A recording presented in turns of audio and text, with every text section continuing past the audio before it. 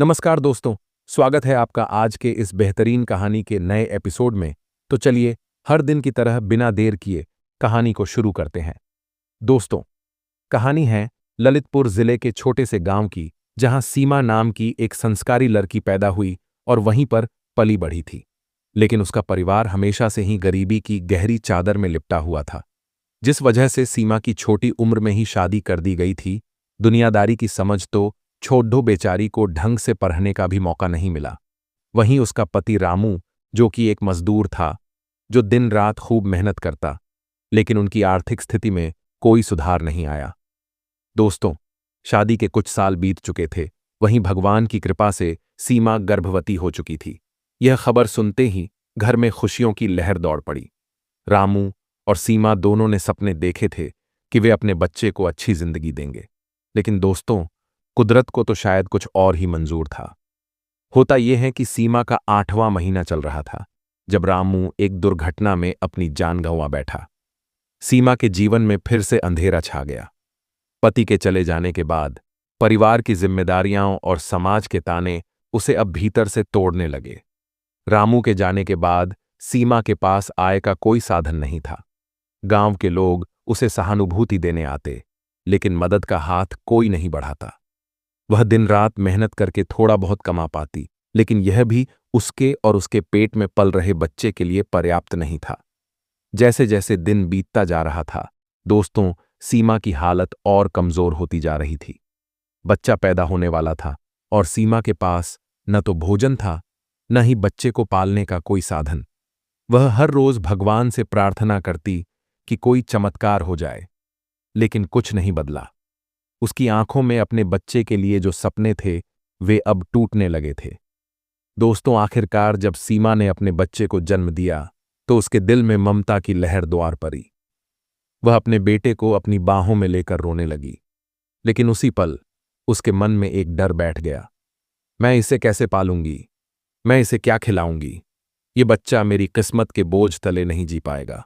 दोस्तों, समाज में अकेली और गरीब औरत के लिए एक नवजात को पालना आसान नहीं था। उसके पास न दूध था, न दवा, और न ही भविष्य की कोई उम्मीद। वह चाहती थी कि उसका बेटा अच्छे माहौल में बड़ा हो, पढ़े और एक अच्छा इंसान बने, लेकिन अपने हालातों को देखते हुए उसे लगने लगा कि वह यह सब उसे नहीं दे पाएगी। आखिरकार एक दिन उसने यह फैसला किया कि वह अपने बच्चे को छोड़ देगी। वह जानती थी कि यह फैसला उसके दिल को तोड़ देगा, लेकिन उसने सोचा कि शायद अनाथालय में उसे एक बेहतर जिंदगी मिल सके। उस रात सीमा ने अपने दिल पे पत्थर रखकर अपने नवजात बेटे को उठाया और उसे गांव के अनाथालय के बाहर छोड़ आई। उसकी आंखों में आंसू थे, लेकिन उसका दिल पत्थर हो चुका था। उसने अपने बेटे को आखिरी बार देखा और उसके माथे को चूमा। तुझे छोड़ रही हूं ताकि तुझे वो मिल सके जो मैं नहीं दे सकती, उसने रोते हुए कहा। दोस्तों, सीमा ने उस रात अपने जीवन का सबसे कठिन निर्णय लिया था। वह हर रात अपने बच्चे के बारे में सोचती, उसकी कल्पना करती कि वह कैसा होगा, कहां होगा, लेकिन उसकी मजबूरी ने उसे कभी वापस जाने नहीं दिया। उसने अपने दिल में इस दर्द को दफन कर दिया और अपने संघर्षों के साथ जीती रही। दोस्तों, धीरे धीरे ही सही, लेकिन समय बीत ही गया और अब उस घटना को 20 वर्ष हो चुके थे। सीमा भी अब बूढ़ी हो चुकी थी। वह आज भी जैसे तैसे मेहनत मजदूरी करके अपना जीवन गुजारती थी। दोस्तों, एक दिन की बात है। दरअसल गांव में किसी इंसान को लेकर काफी चर्चा हो रही थी। जैसे ही भी वहां यह देखने गई, तो सीमा को यह खबर उसके पड़ोसी से मिली, जिसने गर्व से बताया कि ललितपुर का नया इंस्पेक्टर गांव का ही एक लड़का है, जिसे किसी ने 20 वर्ष पहले अनाथालय में छोड़ दहेज गया था, और अब वह अपनी मेहनत से यह मुकाम हासिल किया है। यह सुनते ही सीमा का दिल धड़कने लगा। उसने तुरंत पहचान लिया कि यह उसी का बेटा हो सकता है। उसकी आंखों के सामने उसका छोटा सा बच्चा घूम गया, जिसे उसने मजबूरी में छोड़ दिया था। वह खुशी से झूम उठी, लेकिन जैसे ही उसने अपने बेटे के बारे में सोचना शुरू किया, एक भारी बोझ उसके दिल पर आ गया। क्या वह मुझे पहचानेगा? क्या वह जानता है कि मैं उसकी मां हूं?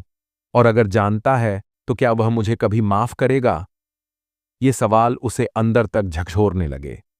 उसे यकीन नहीं हो रहा था कि उसका बेटा आज इतना बड़ा और सफल इंसान बन गया है, लेकिन उसे यह भी समझ आ रहा था कि उसके बेटे के दिल में हो ना हो, उसके लिए आज भी गहरी नाराजगी हो सकती है। सीमा की खुशी के साथ साथ उसके मन में एक भारी पछतावा भी घर कर गया। उसने अपने आप से कहा, अगर मैंने उस दिन उसे छोड़ने का फैसला नहीं किया होता तो क्या वह आज इस मुकाम पर होता। लेकिन मैं उसे कैसे समझाऊं कि उस वक्त मेरे पास और कोई चारा नहीं था। उसके दिल में यह डर था कि कहीं उसका बेटा उससे नफरत न करता हो।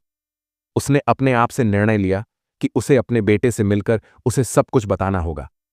उसे यह समझाना होगा कि उसने क्यों उसे छोड़ा था, और यह भी बताना होगा कि हर दिन उसने उसके लिए प्रार्थना की थी, उसकी सलामती की दुआ मांगी थी। लेकिन इसके साथ ही उसे यह भी एहसास था कि इतने सालों बाद यह सच सामने लाना आसान नहीं होगा।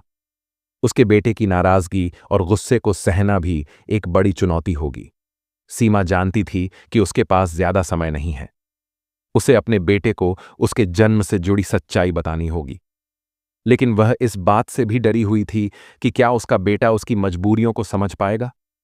क्या उसकी मां होने की सच्चाई उसके बेटे के दिल से नाराजगी को मिटा पाएगी। दोस्तों, आखिरकार एक दिन उसने अपने दिल की सारी हिम्मत जुटाई और अपनी बहन सुमन को अपनी परेशानी बताई। सुमन ने सीमा की पूरी कहानी सुनने के बाद कहा, तूने जो किया वो तेरी मजबूरी थी, पर अब अगर तू सच से भागेगी तो वो गलती होगी। तुझे अपने बेटे से बात करनी ही होगी। हो सकता है वो तुझसे नाराज हो, पर सच्चाई जानने के बाद शायद वो तुझे माफ कर दे। सीमा ने उस रात बहुत देर तक सोचते हुए अपने बेटे रवि के चेहरे की कल्पना की।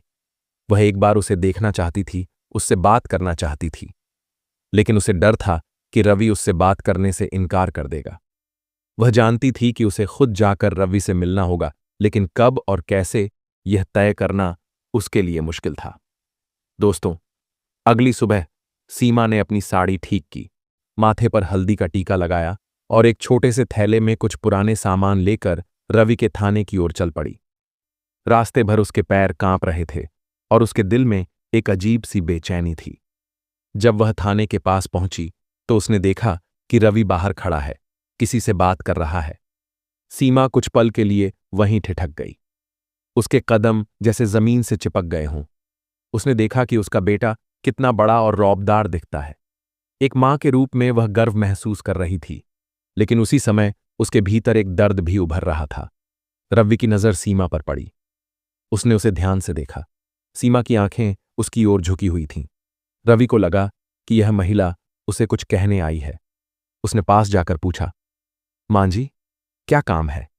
सीमा ने कांपती हुई आवाज में कहा, बेटा, मैं तुझसे कुछ जरूरी बात करने आई हूं, पर क्या हम कहीं अकेले में बात कर सकते हैं? रवि ने कुछ पल के लिए उसे देखा, फिर बिना कुछ कहे उसे थाने के एक कमरे में ले गया। वह जानता था कि इस महिला के चेहरे पर कुछ खास बात है, लेकिन वह समझ नहीं पा रहा था कि क्या। कमरे में पहुंचते ही सीमा ने डरते हुए अपनी बात शुरू की। बेटा, मैं तुझसे माफी मांगने आई हूं। मैं तेरी मां हूं। रवि के चेहरे पर हैरानी और गुस्सा दोनों झलक उठे। वह कुछ पल तक चुप रहा, फिर ठंडी आवाज में बोला, मां, क्या तुम वही मां हो जिसने मुझे जन्म के बाद छोड़ दिया था? अब इतने सालों बाद तुम क्यों आई हो? सीमा की आंखों से आंसू गिरने लगे। हां बेटा, मैं वही हूं, पर मैंने तुझे छोड़ने का फैसला अपने दिल पर पत्थर रखकर किया था। मैं मजबूर थी। तेरे पिता के जाने के बाद हमारे पास कुछ भी नहीं बचा था। मैं तुझे उस गरीबी में नहीं पाल सकती थी। मैंने सोचा था शायद तुझे अनाथालय में एक बेहतर जिंदगी मिल सकेगी। रवि का चेहरा कठोर हो गया। और अब इतने सालों बाद तुम क्यों आई हो? तुम्हें क्या लगता है मैं तुम्हें माफ कर दूंगा? सीमा ने उसकी आंखों में देखा और कहा, मैं तुझसे माफी मांगने नहीं आई हूं बेटा। मैं तुझसे सिर्फ यह बताने आई हूं कि मैंने तुझे छोड़ा जरूर, पर कभी भूली नहीं। हर दिन तेरी सलामती की दुआ मांगी, हर रात तुझे याद किया। अगर तू मुझे माफ नहीं कर सकता तो मैं इसे स्वीकार कर लूंगी, लेकिन इतना जान ले कि तेरा हर सपना, हर सफलता मेरी भी खुशी रही है। रवि के मन में उथल पुथल मच गई। उसका गुस्सा और दर्द उसके चेहरे पर साफ झलक रहा था। वह कुछ देर तक चुप रहा, फिर उसने कड़े स्वर में कहा, मुझे समय चाहिए। मैं इतनी जल्दी माफ नहीं कर सकता, लेकिन मैं यह भी नहीं कह सकता कि तुम्हारी बातों ने मुझे नहीं छुआ। सीमा ने हल्की मुस्कान के साथ कहा, तू जो भी फैसला ले, मैं उसका सम्मान करूंगी। बस इतना जान ले कि मैं हमेशा तुझसे प्यार करती रही हूं। रवि ने सिर हिलाया और कमरे से बाहर निकल गया, लेकिन सीमा वहीं बैठी रही। उसकी आंखों से आंसू बहते रहे थे, लेकिन उसके दिल में एक हल्की राहत थी। उसने आखिरकार वह सच्चाई कह दी थी जिसे उसने बरसों से दबाए रखा था। अब आगे का फैसला रवि का था। दोस्तों, रवि के मन में एक जंग छिड़ी हुई थी। वह बाहर आकर अपने ऑफिस के एक कोने में बैठ गया। उसके दिल में गुस्सा, दर्द और असमंजस की कशमकश चल रही थी। उसने अपनी मां को वर्षों तक कोसा था, यह सोचकर कि उसने उसे छोड़ दिया था। लेकिन आज जब उसने उसकी मजबूरी सुनी, तो उसका दिल पिघलने लगा था। वह खुद से सवाल कर रहा था, क्या मैं उसे माफ कर सकता हूं? क्या मैं उसके दर्द को समझ सकता हूं? लेकिन उसी समय उसके भीतर एक छोटिल बच्चा भी था, जो अपनी मां के छोड़ने का दर्द भूल नहीं पा रहा था। अगले कुछ दिन रवि अपने काम में व्यस्त रहने की कोशिश करता रहा, लेकिन उसके मन में सीमा की बातें गूंजती रहीं। हर बार जब वह किसी केस पर ध्यान देने की कोशिश करता, उसकी मां का रोता हुआ चेहरा उसकी आंखों के सामने आ जाता। दोस्तों, एक दिन जब वह अपने ऑफिस में बैठा था, उसके सहयोगी ने एक केस फाइल लाकर दी। सर, ये केस एक बुजुर्ग महिला का है जिसे उसके परिवार ने घर से निकाल दिया है। उसे न्याय दिलाने की जरूरत है। रवि ने फाइल पढ़ी और उसकी आंखों में एक अजीब सी चमक आ गई। ये केस उसे अपनी मां की कहानी की याद दिला रहा था। उसने तुरंत उस महिला से मिलने का फैसला किया। जब वह उस महिला से मिला, तो उसने उसकी आंखों में वही दर्द देखा जो उसने अपनी मां की आंखों में देखा था। वह महिला अपने परिवार द्वारा त्यागी गई थी और अब वह न्याय की उम्मीद में थी। रवि ने उसके केस को प्राथमिकता दी और जल्द ही उसे न्याय दिलाया।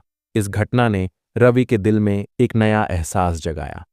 उसने महसूस किया कि हर इंसान की अपनी मजबूरियां होती हैं और हर कहानी के पीछे एक दर्द छिपा होता है। उसे अपनी मां की बातों को फिर से सोचने की जरूरत थी। उस रात रवि अपने घर के बरामदे में बैठा था। उसने अपने बचपन के उन पलों को याद किया जब वह अनाथालय में था। वह अपनी मां के प्यार से वंचित था, लेकिन अब उसे समझ आ रहा था कि उसकी मां भी उससे दूर रहकर हर दिन तड़पती रही होगी। वह सोचने लगा, अगर मैंने उसे माफ नहीं किया, तो क्या मैं भी वही गलती नहीं कर रहा हूं जो उसने की थी?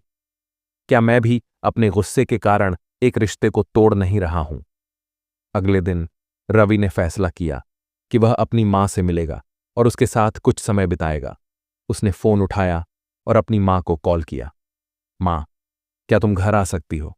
मैं तुमसे बात करना चाहता हूं। सीमा की आंखों में खुशी के आंसू आ गए। उसने बिना देरी किए रवि के घर जाने की तैयारी की।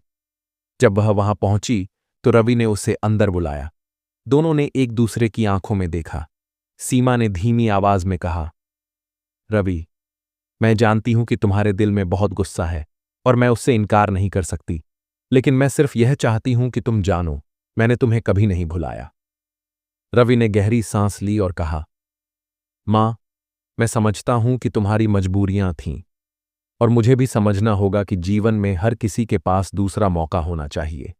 मैंने बहुत सोचा और मैं यह मानता हूं कि शायद तुम्हें माफ करना ही हमारे दोनों के लिए सही होगा। सीमा की आंखों में खुशी के आंसू भर आए। उसने रवि को गले से लगा लिया। यह वह पल था जिसका वह बरसों से इंतजार कर रही थी।